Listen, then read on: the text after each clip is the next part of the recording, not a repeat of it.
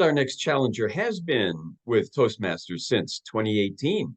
She's working on the Introduction to Toastmasters Mentoring project from the Pathways program, where her path is visionary communication.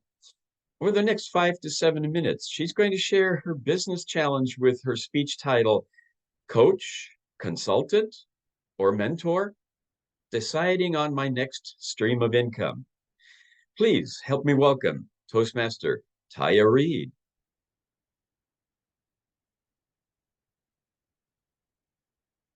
Well, good morning, fellow Toastmasters and guests. So when I first began my career as a therapist back in 2008, the main stressors that I faced came from getting all of those 3,000 post-externship hours, along with trying to meet clients' expectations, struggling to find my niche, and feeling the varying degrees of self-doubt. What surprised me, though, was just how quickly and intensely the financial stress began to impact me. Being a therapist at a nonprofit agency doesn't necessarily generate a lot of income. And with the combination of the professional and financial stress, it led me down a road of burnout and wondering how to make my passion have purpose. And then I decided to pivot and establish my own private practice in the height of the pandemic. That was a very hard decision, but a necessary one, and one that I am so thankful for because it launched me into becoming an entrepreneur.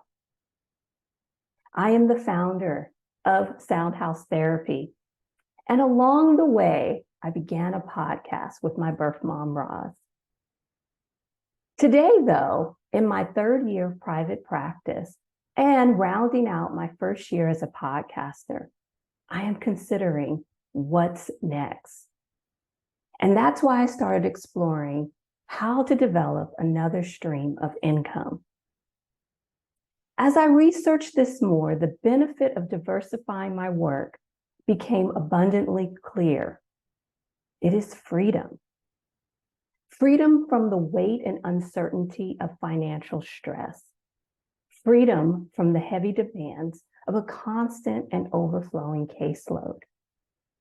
But the first step toward that freedom is knowing what are some of my options for another stream of income. And that's when coaching came to mind. Coaching is a mix of teaching, motivating, and problem solving. And it can be a great option for me because I already possess the skills required to be a good coach. From what I've learned so far, it seems that therapists are uniquely qualified in this area.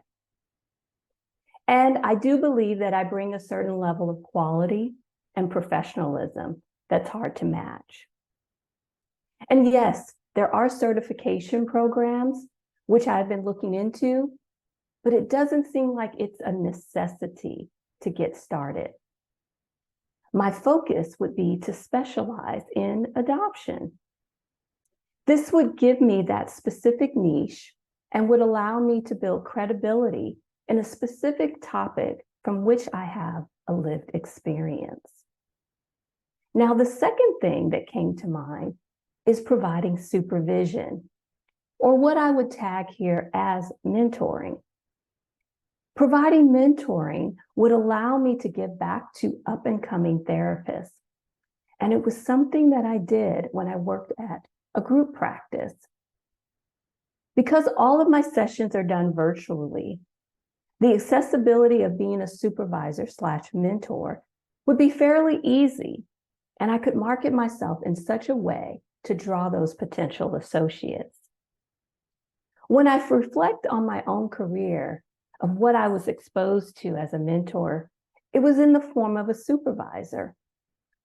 The thing that I reflect most about my mentor is that she gave time to me weekly, discussing clients, and this took place over the span of 2 years. Those 2 years, although in a formal setting, oftentimes, though, were met with personal challenges. And my supervisor was willing to engage me about all of those things and offer guidance. And yes, again, her primary role was to help me solve those specific problems with clients, but she became a trusted guide and advisor and transferred so much knowledge to me over the span of those 2 years. Now, last, there is consulting.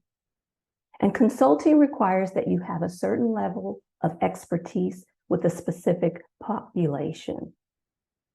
It could be around a certain theory or a diagnosis that I specialize in. I need to be able to do that in order to offer these services to other therapists, professionals, or companies. Basically, it would require me evaluating my skill set and considering what I'm passionate about, and then start looking at those connections that I already have, and then share that desire within my network.